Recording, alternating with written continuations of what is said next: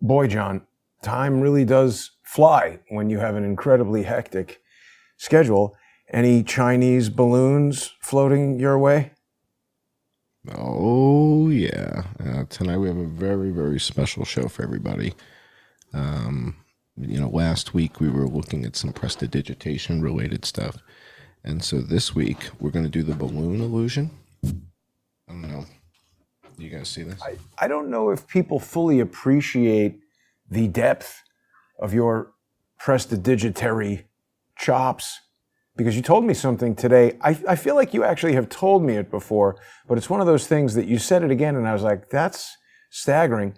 But you, as a child, went to magic camp with Lance Burton. Isn't that right? Yeah. Yeah. Yeah, we were teenagers. I mean, I don't know that you'd call us children, but we were in our teens. I was in my early teens.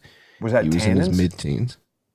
Yeah, in fact, I think it was the first Tannins Magic Camp, and they held it at the LaSalle Military Academy on Long Island. And kids came in from all over the country, probably all over the world. And it was an opportunity as a teenage magician to study under the biggest names in magic, including Slidini. And Wow. that was... Wait a minute. Yeah, so when that, did he die? yeah. When did Slidini die? Shortly after this. Shortly after, I think the first camp I went to was 77, something like that. Wow. I think that's when it was. And I don't know what year Slidini died. But Slidini is the magician that taught Ricky Jay. So Slidini But also, was Ricky people Jay's. don't maybe remember Slidini's ultimate trick where he would bring people up to, I think the Tannins Magic Camp website is offline, but Slidini would bring people up to the stage and do a trick where he would make whatever sized ball disappear to the person on the stage. But everybody in the audience was in on the joke. He was just amazing. But here's Magic Absolutely. Camp, Tannins Magic Camp. It's well known. Yeah, he was, again, a magician's magician. So I had this opportunity as a teenage kid to study with the best of the best. And Lance Burton and I were, in the same camp. It was like a 2-week thing. And Lance Burton was in a different league. It was like going to high school with Tom Brady or something like that. He was clearly in a league of one. And at the end of the week, they had this competition. He came in first place. And it was no surprise. Everybody was like, "Oh my God, this guy's But different." You're being he's too just modest. so You came good. in second place. Yeah, but I only did one trick. He went up there with like a dozen doves and the tuxedo, and he had the what's it called, new romantic sleeves, with the fluffy stuff and the fluffy tuxedo. Shirt? I don't know what that Wow. fluffy shirt. Yeah, fluffy shirt tuxedo look. It was very new romantic back then. Very Duran Duran, and he had doves coming at it everywhere. I mean, this guy was producing and he's a teenager. Maybe he was 17 or something like that. And he's producing doves. And it was stunning.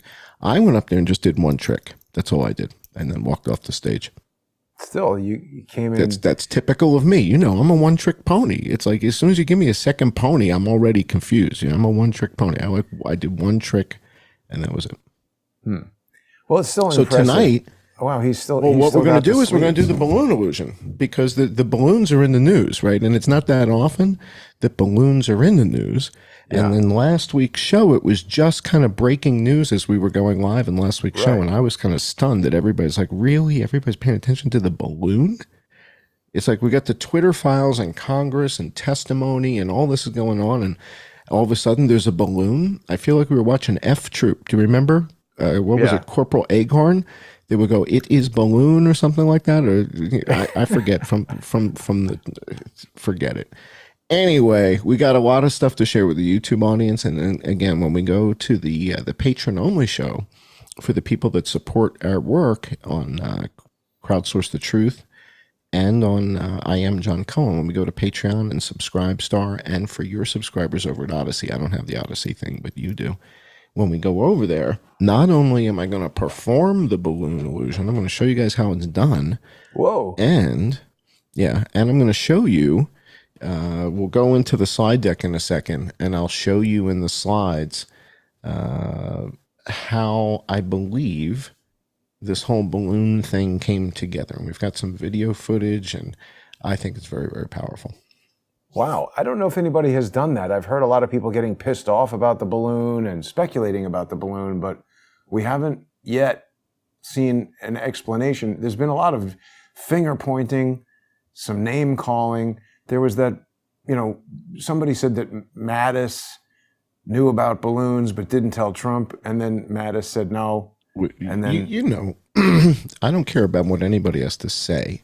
Right. I care about data. Data. And my favorite kind of data is the kind of data that nobody was really paying attention to. And then somebody digs it up and is like, "Ooh, what is this over here?" That's my favorite kind of stuff. And so that's what we're going to look at tonight. I guess I'll give them a plug now. No, I'll wait for the patron. So the patron, you guys will come over. You'll learn all about it, and I'll tell you who's got what. But the net of this is, let's take a look at a couple of these slides. So this was an interesting week on Twitter. I passed 8,000 followers. Congratulations. Yoo-hoo. Now there's this guy. Wait a second. Let's talk about that for a second, John, because that's kind of that seems normal to me, given the level of information that you are publishing constantly and the quality of the videos that we're doing. But compared to recent times, particularly with the, overlords of disinformation or whatever they consider themselves, clamping down essentially everything that we do, that's like 1,000 new Twitter followers in a week or a couple weeks or so. So that's good. That seems to show that perhaps organic growth is returning to at least one section of social media. Well, I think what's happening is more and more physicians, more and more RNs, more and more PAs, physician assistants, are looking at the data and saying, you know what, the guy might dress like a clown, but his data is solid. What are we supposed to do? So, no, I think, come on. I have the same bias. In other words, if I saw somebody on Joe Rogan or on Tucker or Hannity or Laura Ingraham and they were dressed like this and in disguise, I'd be like, all right, who's this bozo? What the hell is this all about? And it's not till you really understand the depth of what you and I have been reporting on for 5 years that you understand. It's like, well, if they wanted to kill Seth Rich, well, then somebody might want to kill me. Well, all right, well, whatever. Well, just assume somebody somewhere wants to kill. It's definitely helping you avoid lawsuits. That in and of itself is a good reason. I guess. All right, so I hit 8,000 or so followers this week, and there's been a lot of interesting activity. And again, a lot of it is kind of driven mostly by people in the medical profession who are, looking at the data and wondering, all right, so wait a second. It says PNI. What is it? Is it Coxsackie? It says PNI. What a right? crazy name for a disease. Yeah, I know some people who like saying it over and over again. So what I wanted to show people, though, is this is what we're going to go into with the patrons, which is this, I think, should win, AP or Reuters photo of the year. I forget if the photographer, who took this or if it was a Navy photographer who took this. But this should win photographer of the year because with this one photo, we can tell that this came from China. And if you look real closely. Oh, it says China in some ridiculous kung fu font. Yeah. Oh my God! So, no, you stuck that on there. So I was able to determine that this did indeed come from China. Now I'm going to show you guys sort of the backstory here. So how were we able to determine this in fact did come from China? And we're going to look at some video content. But I love the photo. Very clean. I really do think this. Yeah, this is. You'd think they would have covered that up or something. The Chinese. Who put that there? You? I don't know. I guess the Chinese, right? So this way, I'm surprised it doesn't say return if found, return to China, right? You put that there because it's lighting up. Return to Beijing. All right, let's go to the next slide. This is my forensic examination of your forgery. I think it was the Chinese. All right, let's go to the next slide. So this past week, I was able to do an interview with Dr. Scott Jensen, a former state senator from Minnesota. Physician GP, one of the most respected GPs in the country. And he has a beautiful office and a wonderful demeanor. Yeah, you got to visit with him and do an interview with him as well when you were on your road trip. And, he was just a great guy and a great doctor. So we talked about his gubernatorial run. We talked about the. It turns out that Keith Ellison, the Attorney General, Yeah. is going after him for his handwriting and a couple other of Handwriting? things. Mm-hmm. His handwriting is illegible, and that was I one thought of the that's a charges. prerequisite to being a doctor. That's what most people seem to think, but I guess the Attorney General's office in Minnesota doesn't feel that way. So they're going to prosecute him. And he came on the show. We had a real good conversation. So for those of you who haven't seen this video, it's on the Johnny Hoover channel. And it's the interview with Dr. Scott Jensen called Dr. Scott Jensen Returns. So check that out if you haven't seen that. It only has like 1,200 views or something. So I know most of you have not seen that yet. Well, wait Let's a second. see Before what we else move we have off here. of that, it's important that we remind people, because that's the thing. We've got YouTube just crushing our reach right here. If people are not yet subscribed to the John E. Hoover YouTube channel, it's totally free. You see, that's the thing. You added 1,000 on Twitter since maybe the last 2 weeks, but you've been stuck around 43,000 on YouTube. It seems like 5 years. So, if people are watching on Crowdsource the Truth 8, Crowdsource the Truth 9, Odyssey, Rumble, make sure you subscribe to the John E. Hoover YouTube channel. We got 92 people joining us for the simulcast there right now. By the way, John, a lot of people still don't realize that social engineers have destroyed Crowdsource the Truth 7. So we've got Crowdsource the Truth 8, Crowdsource the Truth 9. I'll let you guess at what the next one I'll be creating might be called.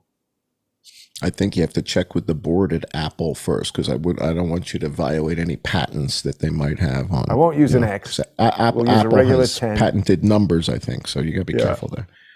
All right, so let's go. So we're not really getting off the subject yet. So while we were talking about Scott Jensen, he was running for governor in Minnesota, and while he was running for governor, I have this habit of picking a fight on people who pick on my friends.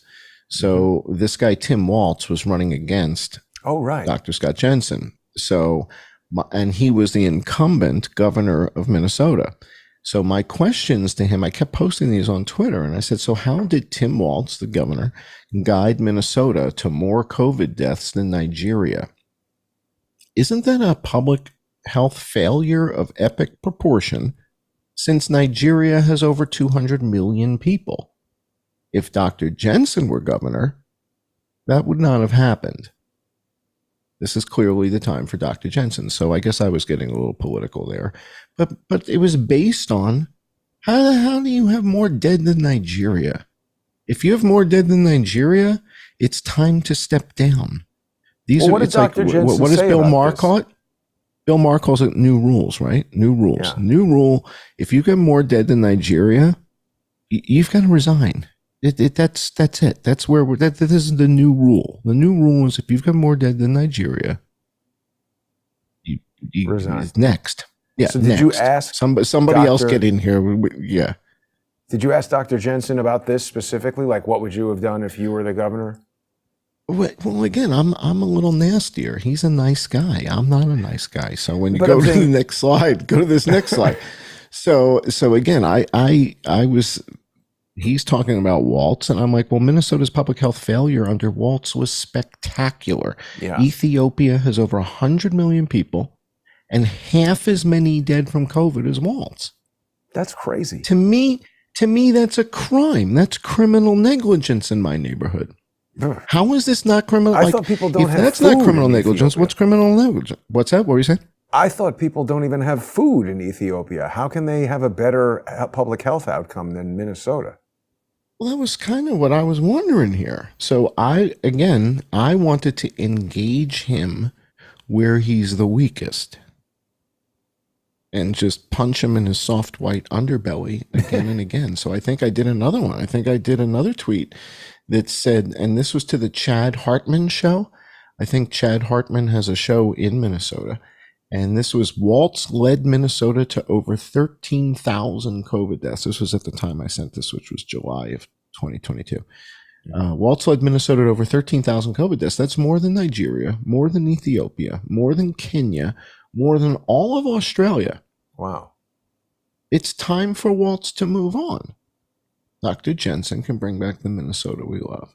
So I've never really taken a hard stand for anybody, but when it's somebody that you know and that you've spent time with, I felt comfortable doing it.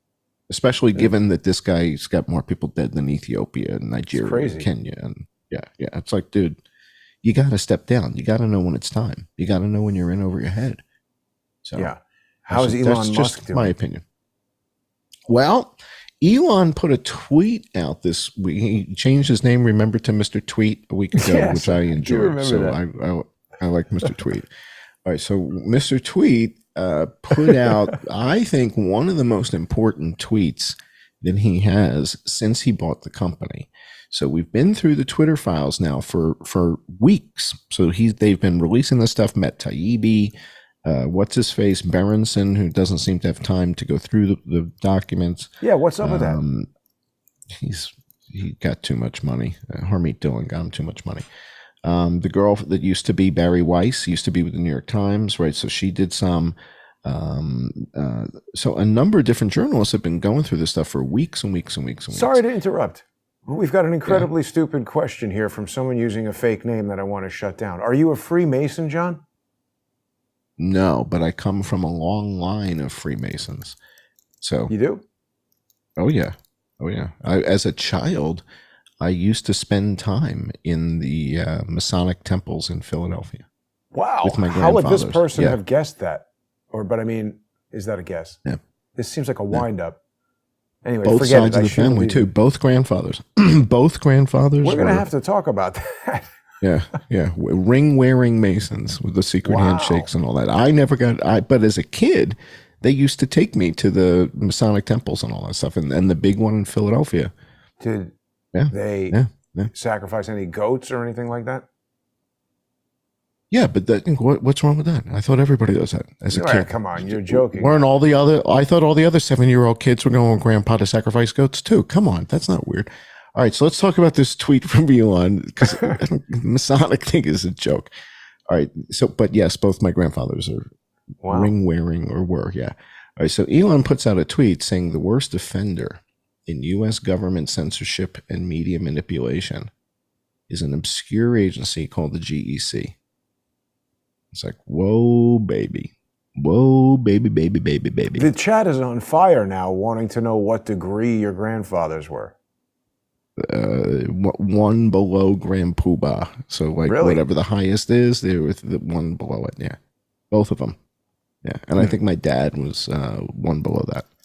Wow. Which is in the 30s. Yeah. Holy crap. We got to address that, but not tonight. Yeah. Oh, yeah.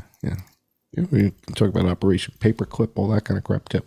All right, so I mean, what do you want me to tell you? You know, I was born into it. Right? It's like you get born into. How come you didn't join the thing and get a ring and study the whole whatever, put on the robe? I wasn't really into wearing skirts. Apron. It was the whole kilt thing. I wasn't really into the whole kilt.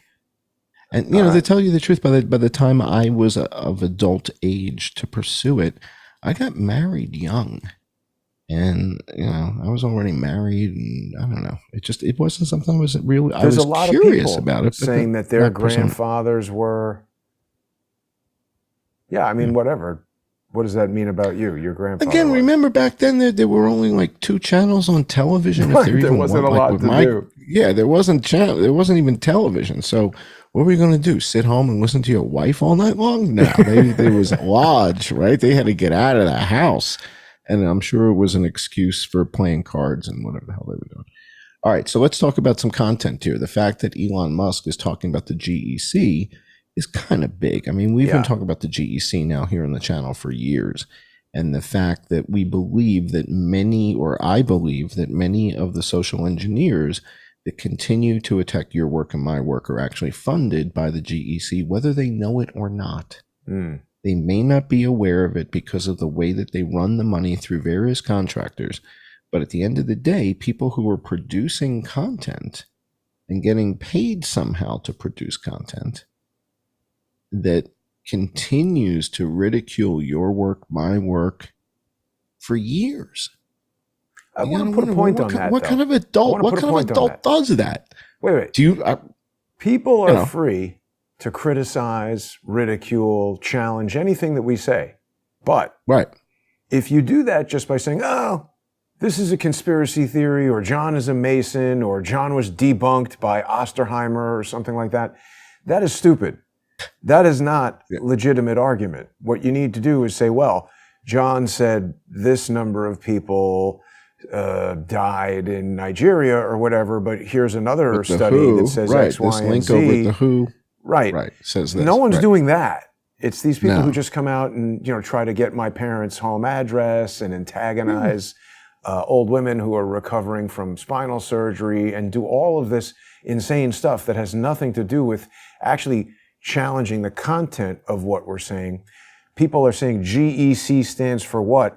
So Tinkle Tank, who knows everything about Masons and wants to judge you, doesn't even know what the Global Engagement Center is. So I just want to caution people that because you're using a secret fake name on YouTube doesn't mean you know everything. And you say, I see, from a line of Masons, scratching the chin as they imply something.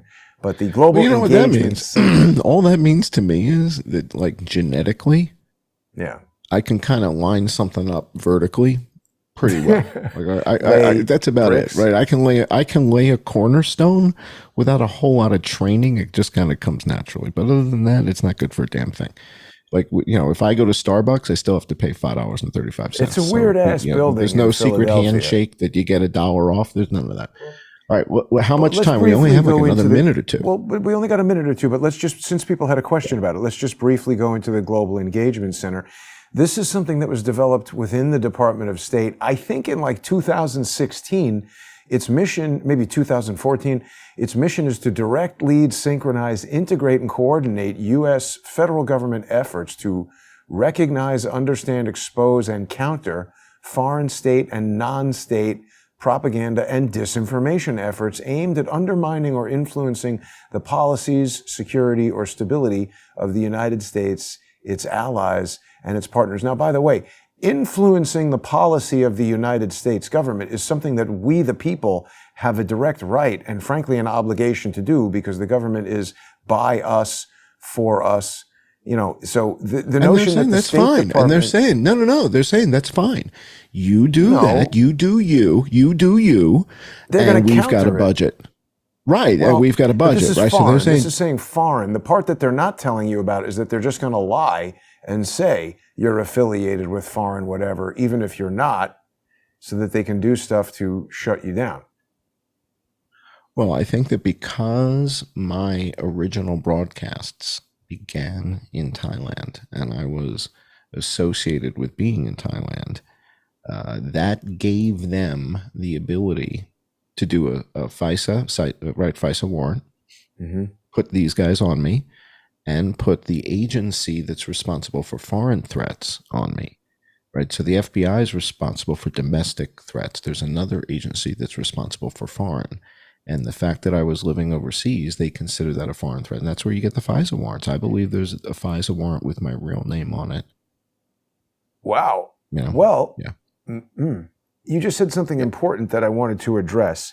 So there was I think his name was Frank Baker, yesterday gave testimony at, maybe it's not Frank Baker, but there was a guy who was giving testimony yesterday who was an FBI whistleblower, and he said something very important. He had retired from the FBI in 1999, and he said that today's FBI is vastly different than it was when he was there, because Robert Mueller made a specific and deliberate change to the FBI that, according to Mr. Baker, not Jim Baker, this retired guy, he said it had very bad, and he said unintended consequences, but I don't think he knows what Mueller's intentions were.